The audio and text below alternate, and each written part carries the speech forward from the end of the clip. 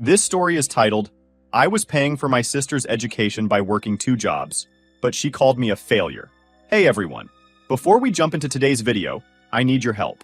We've noticed the channel is losing some traction, and subscribing is one of the best ways you can support us. It's quick, free, and it helps us keep bringing you awesome content. Your support means the world. Let's keep this channel growing together. Thanks so much. Now let's start the video. I still remember the day my sister Emily, 18 female, got into her dream school. It was like the whole house lit up. My mom screamed. My dad hugged her like he just won the lottery. Emily was already crying happy tears, clutching that acceptance letter like it was made of gold. The neighbors probably thought someone had hit the jackpot, and in a way, I guess we thought we had. Emily was always the golden child. Don't get me wrong. She's smart, determined, and she had big plans. She always talked about becoming some kind of lawyer or CEO. She had it all mapped out, and my parents believed in her 100%. She was their little miracle, the one they thought would go on to do amazing things and lift our family up. Me? I was the quiet kid in the background. I wasn't a failure or anything. I just didn't have those big, flashy dreams. I dropped out of college after 1 year because I couldn't afford it, and I started working full-time instead. I loved being a mechanic. Fixing cars gave me a sense of purpose, something tangible. I was saving up to buy a house one day, something small, but mine. So, when Emily got into her school, some fancy private university my parents couldn't afford, I was proud of her. I genuinely was. But I could also see the writing on the wall. I knew what was coming before they even asked. It started small. My mom would drop hints at dinner. You know, college is so expensive these days, she'd say, shaking her head. Emily deserves this opportunity, my dad would chime in, like I disagreed. Then the conversations got more pointed. It's just textbooks, honey, my mom said one evening, when Emily realized she didn't have enough money to buy her first set of books. Can you help your sister out just this once? Of course, I said yes. It was a couple $100 and she needed it. I figured it was no big deal. She'd pay me back eventually. Family helps family, right? That's what they kept saying. But just this once turned into every month. Emily didn't have a part-time job, and she wasn't on a full scholarship. Her tuition, rent, groceries, everything, it all added up fast. My parents? They didn't have the money. They were living paycheck to paycheck, always barely scraping by. I can't fault them for that, but what I can fault them for is shoving the responsibility onto me. Pretty soon, Emily started calling me directly for money. At first, it was small. A dot. Hey, can you send me $50 for groceries? I'll pay you back next week, promise. But then it escalated. My rent's due and I don't have enough. I don't know what to do, can you help? And then it wasn't even asking anymore. It was just expecting. She'd text me. Rent's due tomorrow. Can you send it tonight? I worked 2 jobs to make ends meet. One as a mechanic during the day, and the second at a warehouse at night. My schedule was brutal. I'd wake up at 5 a.m., work a full shift fixing cars, scarf down some food in my truck, and then head to the warehouse for the night shift. I didn't get home until after midnight most nights, and then I'd do it all over again the next day. But I kept telling myself it was temporary. I'd think, once Emily graduates, this will all be worth it. She'll get a good job, and it'll all balance out. I wanted to believe that. I wanted to believe that my sacrifices were building her future. But as the months rolled on, the resentment started creeping in. Here's the thing. Emily didn't act like someone who was struggling. She acted like someone who was thriving. Her Instagram was full of pictures of her drinking overpriced lattes, going out to brunch with friends, wearing clothes that I could never dream of affording. Fancy boots, trendy handbags, new phone, and there I was, sitting in my beat-up truck, eating a $1 menu burger because I couldn't afford anything else. At first, I told myself I was overreacting. Maybe she was just posting those things for appearances. Maybe her friends were paying for some of it. But when I asked her one night, she just laughed it off. Everyone at school dresses like this, she said. I don't want to look like I don't fit in. She didn't say thank you. She didn't ask if I was okay. She just shrugged it off like it didn't matter. And honestly, I started to feel like I didn't matter. My parents weren't any better. Every time I tried to bring up how hard it was on me, they'd brush me off. She's your sister, my mom said one evening. You're doing a good thing. You should be proud of yourself. Proud? Proud of what? That I was putting my life on hold so Emily could live the life I'd never get to have? Because that's what it felt like. I couldn't save any money. I couldn't take time off work. I couldn't do anything except work and sleep. It wasn't just Emily that was the problem. It was the way everyone in my family acted like this was the natural order of things. Like my life was somehow less important because I wasn't destined to do great things like she was. The day I realized just how bad it had gotten was when Emily casually mentioned over the phone that she wanted to study abroad. She didn't even ask me. She just said it like it was already decided. It costs a little more, but it's a once-in-a-lifetime opportunity, she said, her voice light and carefree. You'll figure it out, right? I don't know why that particular moment set me off, but it did. I sat there gripping the phone, my knuckles white, while she rattled on about how amazing it would be. Like it was nothing for me to work even harder to send her to Europe for a semester. That night, I lay in bed, staring at the ceiling. I started calculating in my head how much of my life I'd given up for her. Thousands of dollars. Years of time. All my energy. I didn't even recognize myself anymore. But Emily didn't see any of that. To her, I was just the brother who worked all the time. Her personal ATM. I told myself things would change. I'd just keep my head down, work through it, and everything would get better. I didn't realize how wrong I was until that family dinner. The dinner that broke me. After that conversation about Emily's study abroad plans, something inside me shifted. I was already stretched thin, but the thought of having to pick up even more hours for something like that pushed me to the edge. Still, I didn't say anything. Not to her, not to my parents, not to anyone. I'd gotten too used to being quiet, to keeping my feelings bottled up while everyone else talked over me. It's weird how resentment builds. At first, it's just small annoyances, things you brush off, like when Emily would call me late at night, casually dropping that her rent was due tomorrow like it was no big deal. Or when she'd post photos of herself holding some fancy cocktail with her friends, all dressed up like they were on a red carpet. Meanwhile, I was eating instant ramen in my tiny studio apartment, trying to convince myself it was fine. It's fine. She's your sister. It's fine. This won't last forever. It's fine. You'll figure it out. I told myself those things so often I started to believe them. I think part of me was scared to admit how much I resented the situation, because then I'd have to confront it. I wasn't ready for that yet. One night, I came home after a double shift, completely wiped out. I opened my fridge to find a single bottle of water and half a loaf of stale bread. I'd forgotten to buy groceries because my schedule had been so packed, and payday was still a week away. I sat down at my tiny kitchen table, staring at the nothingness in front of me, and I just felt empty. I picked up my phone and scrolled through Instagram like I always did when I couldn't sleep. There it was, Emily's latest post. She was out at some rooftop bar with her friends, the city skyline glittering in the background. Her caption read, "Work hard, play harder. Love this life." I don't know what came over me, but I felt sick to my stomach. Work hard? Did she even understand what that meant? I was working harder than I ever had in my life, and what did I have to show for it? A broken back, an empty fridge, and a dream of owning a house that was now so far out of reach I couldn't even picture it anymore. And there she was, loving life, paid for by me. It got worse over time. Every time Emily called me, it felt less like a conversation and more like a transaction. She never asked how I was doing, never said thank you. Instead, her calls always started with, "Hey, so I have a small favor to ask," followed by some new expense she couldn't cover. Her excuses started to wear thin too. It was always a period. "Classes are just too much to balance with a job. I'll pay you back, I promise. It's just tight right now. It's not like I'm wasting the money. I need this stuff." But did she really need another shopping spree? Another night out with friends? Another overpriced coffee she could have made at home? I started to realize Emily didn't understand what tight actually meant. For her, it was an inconvenience. For me, it was skipping meals and staying up late worrying about how I'd make it through the month. One night, I snapped. It was around 11:30 p.m., and I was just getting off my second shift when Emily called. I considered ignoring it, but I knew she'd just text me until I picked up. "Hey, Emily," I said, already tired. She didn't waste any time. "Can you send me $150? Friends and I are going to this thing, and I'm short on cash." I nearly dropped my phone. "What?" "Emily, it's 11:30 at night. You're asking me for $150 to go out? Are you serious right now?" "Relax," she said, laughing like I was the unreasonable one. "It's just $150. I'll pay you back later." I'd heard that line so many times it didn't even register anymore. I couldn't hold it in any longer. "Emily, do you even know what my life looks like right now? I work 14-hour days. I don't eat sometimes because I can't afford it. And you're asking me for money so you can party?" She paused, clearly annoyed. "It's not just partying. I have to keep up appearances, okay? Everyone at school goes out. If I don't, I look weird. I don't know what pissed me off more, the entitlement or the fact that she genuinely thought this was normal.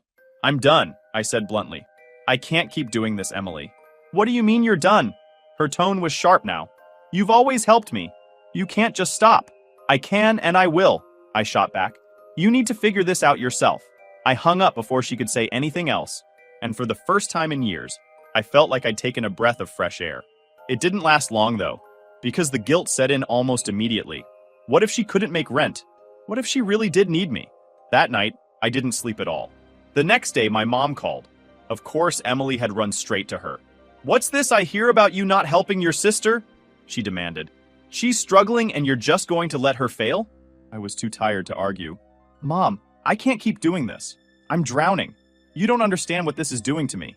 "She's your sister," she said, as if that was supposed to solve everything. "You're supposed to look out for her." That's when I realized they didn't see it. None of them did. They didn't see how much I was sacrificing, how much it was breaking me. In their eyes, I was just the guy who could figure it out every time Emily needed something. But what about me? Who was going to help me? I didn't have an answer to that, but I knew one thing for sure. I couldn't keep living like this.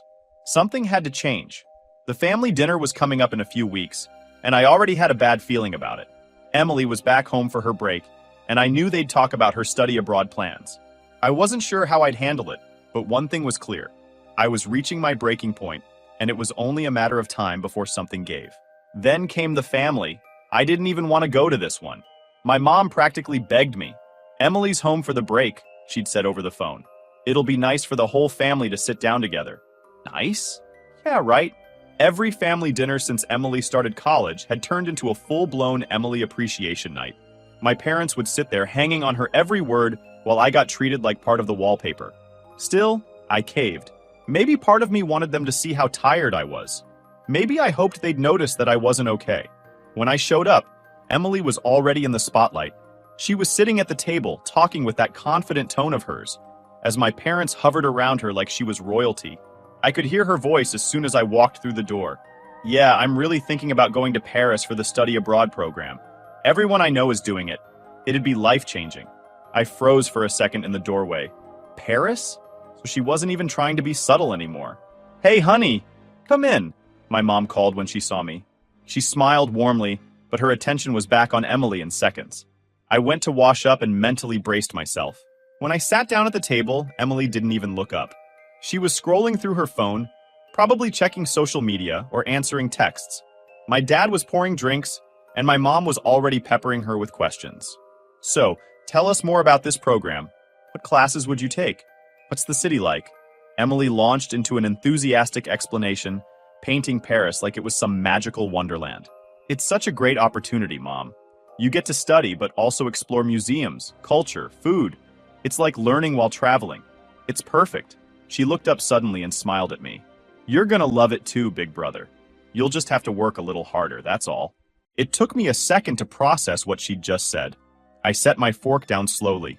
"What do you mean I'll have to work harder?" I asked, keeping my tone as even as I could. Emily didn't even hesitate. "Well, someone has to pay for it. It's only for a semester, and it's not that much money compared to my tuition. Plus, it's a once-in-a-lifetime thing." She said it so casually, like she wasn't asking me to trade even more of my life for her dream trip. I looked at her, then at my parents. Neither of them said anything. They were just smiling, nodding along like this was the most reasonable thing in the world. Finally, I asked, "How exactly do you think I'm supposed to pay for that?" "I'm already working 2 jobs to cover your rent." Emily laughed. She laughed. "You've always been such a workaholic. What's a little more overtime? It'll be worth it for me, right?" I don't know what snapped inside me, but I couldn't hold back anymore. I leaned forward, my voice firm but calm. "Emily, do you even understand what it takes for me to work 2 jobs? I don't choose this. I do it because I have no choice. And now you want me to pay for Paris?" The table went quiet. My mom shot me a look like I'd just insulted Emily. My dad set his fork down. Emily, on the other hand, rolled her eyes and scoffed. "Oh my God, calm down. Why do you always have to act like such a martyr? It's not that big a deal." That's when she said it. The thing that's been burned into my brain ever since. "Maybe if your life wasn't going nowhere, you wouldn't be so bitter all the time." I swear. Time froze. The words hung in the air like smoke, choking me. I looked at her, really looked at her, and I felt something snap. After all the years of sacrifice, of exhaustion, of breaking myself for her dreams, she had the audacity to look at me like I was the failure. "Excuse me?" I said quietly, my voice low. Emily shrugged, playing with her fork like she didn't just drop a bomb. Well, it's true. You're always working. You never go anywhere or do anything? Maybe you should stop being so jealous of me and focus on your own life. It's hard to describe what I felt in that moment. Anger, yes. Hurt, definitely. But more than anything, it was the realization that Emily didn't see me as her brother. I was a wallet, a resource, an afterthought. I pushed my chair back and stood up. The sound echoed in the silence. You think I'm jealous of you, Emily? I said, my voice shaking with restrained fury. My life isn't going anywhere because I've spent the last 3 years paying for yours. I'm working 14-hour days so you can party, buy clothes, and live in some fantasy. And you call me a failure? What exactly have you done, Emily? Huh? Nothing. Enough! My mom snapped, trying to stop me, but I wasn't done. I turned to my parents. And you two? You've stood by and let this happen. You've enabled her. You've made me feel like I don't matter because I'm not your golden child. Well, I'm done. I'm done paying for her rent, her tuition, everything. She can figure it out herself. Emily's face went pale. You can't do that, she said, panic finally creeping into her voice. How am I supposed to live? I'll lose my apartment. That's not my problem, I said coldly. Figure it out. And with that, I grabbed my jacket and walked out. My mom was yelling something behind me, and Emily started crying, but I didn't look back. I walked straight to my car, got in, and just sat there for a minute. My hands were shaking, my heart was pounding, but for the first time in years, I felt free. After I left that dinner, I drove home in total silence. I didn't even turn on the radio, just sat there, staring at the road, trying to process everything that had just happened. My mind kept replaying Emily's words like a broken record. Your life isn't going anywhere. It hurt more than I wanted to admit. Not because I thought she was right, but because after everything I'd done for her, that was how she saw me. By the time I got home, my phone was already lighting up. I knew exactly who it was without even looking. I dropped my keys on the counter, flopped down onto my couch, and let out a deep sigh as the screen buzzed again and again. First, it was Emily. Period. What's wrong with you? You embarrassed me in front of everyone. Then my mom. You had no right to blow up like that. She's your sister. I put my phone on silent and tossed it face down on the table. I needed time to breathe, to clear my head, but they wouldn't let me. The next morning, I woke up to even more messages. Emily had taken her sob story straight to social media. I opened Instagram out of habit, and there it was. A photo of her sitting on her bed, head in her hands, captioned, "When people you trust the most let you down." Her friends flooded the comments with support. You don't deserve that, babe. Some people don't know what family means, SMH. You'll get through this, queen. I felt my blood boil. I didn't care what her friends thought of me, but the sheer gall of her acting like I was the villain in this story made me furious. She didn't tell them that I'd been paying for everything for years. She didn't tell them how much I'd given up. No, she just painted herself as the victim. Classic Emily move. That's when I decided I wasn't going to play her game. I didn't comment, didn't text her back. I stayed quiet. Let her throw her tantrum. But of course, that wasn't enough for my mom. Around noon, my phone rang. I let it go to voicemail. She called again, and again. By the fourth call, I finally picked up. What? I said, not bothering to hide the irritation in my voice. What's gotten into you? My mom demanded. She was angry, really angry. Emily told me what happened. How could you say those things to her? She's devastated. I took a deep breath, trying to stay calm. Mom, I didn't say anything that wasn't true. I've been working 2 jobs to pay for her life while she treats me like I'm nothing. I can't do it anymore. She's your sister, she snapped. You're supposed to help her. Help her, I repeated, my voice rising. I've been carrying her. And what has she done for me, huh? Not once has she said thank you. Not once has she asked how I'm doing. I've given up everything for her, and you're mad at me? My mom went quiet for a second, probably surprised I was finally standing up for myself.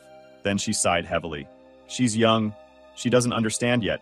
You need to have some patience. No, I said firmly. I've been patient. I've been too patient. It's time for her to figure it out herself. She didn't respond to that. Instead, she muttered something about me being selfish and hung up. For the next few days, it was like I was the villain of the entire family. My phone was blowing up nonstop. Relatives I hadn't spoken to in years suddenly felt the need to chime in. She's struggling. You can't just abandon her. Family comes first. You're being really cruel. I ignored them all. Let them think what they wanted. I was done being the doormat. Then came the landlord call. Emily must have told him I paid her rent because he called me directly when the payment didn't go through. The conversation was short and awkward. Hi, I'm looking for payment on Emily's apartment rent. She doesn't live here, I said. You need to talk to her about that. When I hung up, I almost felt bad. Almost. But Emily had put herself in this situation. About a week later, Emily showed up at my apartment. I knew it was her as soon as I heard the frantic knocking on my door. I debated not answering, but I didn't want her banging all day. When I opened the door, she looked different. Her hair was messy, her eyes red like she'd been crying, and she wasn't dressed like her usual put-together self. "You can't just cut me off," she said, her voice cracking. "What am I supposed to do now?" I leaned against the doorframe, crossing my arms. "Figure it out, Emily. Get a job. Budget your money. Welcome to the real world." She looked at me like I'd just spoken a foreign language. "I don't know how to do that." "That's not my problem," I replied. She stepped forward, pleading now. "Please, just one more month. I'll find a way to pay you back, I swear." I shook my head. "Number, I've heard that before. I'm not doing this anymore." Her face crumpled, and for a second I thought she might actually get it. But instead, she flipped. "You're so cruel," she shouted, tears streaming down her face. "You're supposed to help me. That's what family does." I sighed. "Family doesn't take advantage of each other, Emily. You've had years to learn how to stand on your own, but you never tried. That's on you, not me." She stood there crying, saying things like, "You don't understand, and you've ruined my life." But I didn't budge. Eventually, she gave up. She stormed off, slamming my apartment door behind her. I watched her leave through the window, feeling a weird mix of emotions. Relief, sadness, anger. I wasn't heartless. I did feel bad for her. But at the same time, I knew this was the only way she'd ever learn. If I kept rescuing her, she'd never figure out how to stand on her own. That night, my mom called again. She came home in tears, she said, her voice trembling with disappointment. "How could you do this to her?" I took a deep breath. "Because it's the only way she's going to grow up, Mom. You're tearing this family apart," she said quietly. I paused, then replied, "No, Mom. I'm just not letting you all tear me apart anymore." For once, I didn't feel guilty. After Emily's meltdown at my apartment, things escalated faster than I thought they would. I didn't hear from her directly again, but she wasn't going to let this go quietly. Instead, she found other ways to get to me, through my parents, extended family, and even mutual friends. It was like she was on a mission to punish me for standing up to her. It started with my mom's calls. She was relentless. Every day after work, I'd see her name pop up on my phone, and every day I'd send her to voicemail. She alternated between guilt trips and anger. Her messages started with things like, "Emily is struggling and you just don't care anymore. You're breaking this family apart." Then, when that didn't work, she'd try to play the "I raised you better" card. I didn't raise you to be so selfish. Selfish. That word stuck with me. Was I selfish for wanting my life back? Was I selfish for not wanting to burn myself out anymore? The silence in my apartment felt heavier than usual. I sat on the couch one night staring at my ceiling, thinking about everything. I realized how much space Emily had taken up in my mind for the past few years. Every decision I'd made, every hour I'd worked, every dollar I'd saved, it all revolved around keeping her afloat. I had been so busy playing her provider that I forgot to take care of myself. But Emily? She was doing what Emily always did, making everything worse for herself. It didn't take long for the news to spread that Emily had moved back in with my parents. I found out through one of my co-workers, of all people. Apparently, her GoFundMe page had made the rounds on Facebook. I didn't even follow her, but someone had seen it and brought it up at work. "Hey man, isn't this your sister?" my coworker asked during our lunch break, shoving his phone in my face. Sure enough, there it was. A picture of Emily, looking absolutely pitiful, captioned, "Desperate times, unexpected expenses have turned my life upside down. Anything helps." Her goal was set at $3,000, and she'd already raised about $200. Her sob story wasn't exactly hitting like she thought it would. "What a joke," my coworker muttered, shaking his head. "She sounds like a scammer." I didn't even respond. I was too embarrassed. I grabbed my sandwich and walked out to my truck, suddenly needing to be alone. Emily was out there begging strangers for money when she could have just figured it out like every other adult. I knew she had options: a part-time job, cutting back her spending, moving somewhere cheaper. But instead, she was still playing the victim. Word about Emily's situation eventually reached the extended family, and suddenly I was getting phone calls from people I hadn't heard from in years. The first one was my aunt, my mom's sister. "You need to fix this," she said over the phone like I'd broken some family heirloom. "Emily's young. She made some mistakes, but you're her older brother. You're supposed to guide her." I did guide her, I shot back. I guided her through rent, tuition, and groceries for 3 years. She didn't learn anything. How was that my fault? There was silence on her end. And then she sighed. Family takes care of each other, honey. That's just how it works. Family doesn't take advantage of each other, I said firmly. And if you care so much, maybe you should send her some money. That ended the conversation pretty quickly. Emily's situation had gone from bad to worse. I didn't hear it from her, of course. She hadn't spoken to me since the day she stormed out of my apartment. Instead, I heard about it through friends and a few nosy relatives. She had burned through the last of my parents' savings, trying to keep up appearances, ordering food delivery almost daily, buying new clothes she didn't need, and pretending nothing had changed. Eventually, the bubble burst. She maxed out the credit cards, and my parents were left to deal with the debt. I'd like to say that Emily learned her lesson, but the truth is, she didn't. She doubled down on blaming me for abandoning her. Apparently, in Emily's mind, I was the reason her life was falling apart. Not her spending habits, not her entitlement, not her refusal to take responsibility. At some point, you just have to stop caring. And I did. A month after that disastrous family dinner, I got a text from my dad. We need to talk. Please come over. I stared at the message for a solid minute, debating whether I should even bother. I didn't want to get pulled back into the drama, but curiosity got the better of me. I hadn't seen my parents since that night, and I wanted to know what they'd say. When I got to their house, I was surprised at how different it felt. The atmosphere was tense, heavy. It was like the air itself had absorbed all the stress in the house. My dad was sitting at the table, rubbing his temples, like he'd been dealing with a headache for days. My mom stood at the counter, clearly trying not to cry. Emily was nowhere to be seen. Where's Emily? I asked, breaking the silence. My dad sighed, looking 10 years older than he had the last time I'd seen him. She's staying with a friend. We couldn't handle it anymore. I blinked. What do you mean? She maxed out all the cards, my mom said softly, her voice trembling. We're completely tapped out. We had to tell her she couldn't stay here unless she started paying her own way. She didn't take it well. I leaned against the chair, processing what they'd just told me. My parents, who had defended Emily for years, who had enabled her behavior at every turn, had finally reached their limit. Part of me felt vindicated. The other part just felt tired. What do you want from me? I asked, crossing my arms. My dad looked up at me with a mixture of shame and desperation. We don't know what to do. You were right about her, and we didn't listen. But now we're drowning, and we can't fix this alone.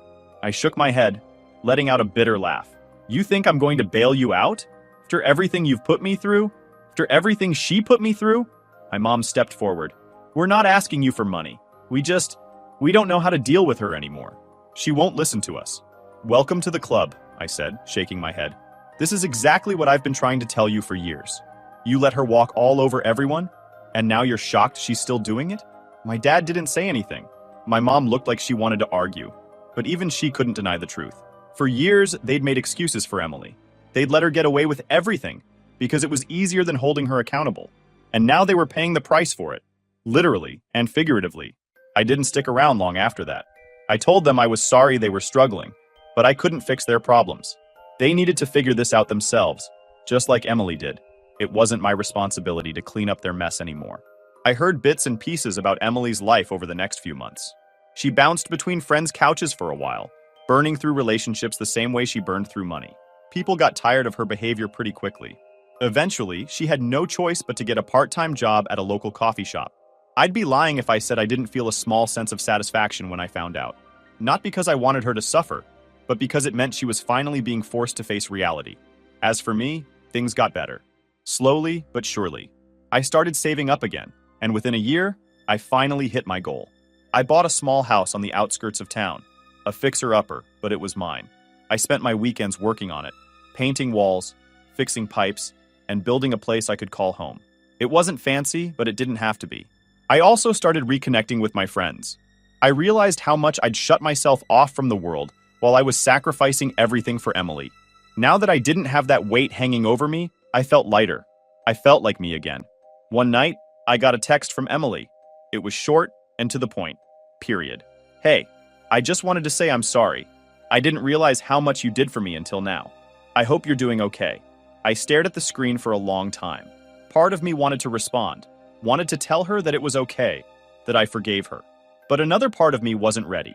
I'd spent too long being her crutch, and I wasn't going to risk falling back into that role. Instead, I put the phone down and walked outside. I sat on the steps of my porch, breathing in the cool night air, and realized something. I didn't owe her an answer. Not yet. Maybe someday I'd be ready to forgive her, but for now, I was happy to just be free. Emily would figure her life out eventually, or she wouldn't. Either way, it wasn't my responsibility anymore. I had my own life to live, and for the first time in years, I was finally living it.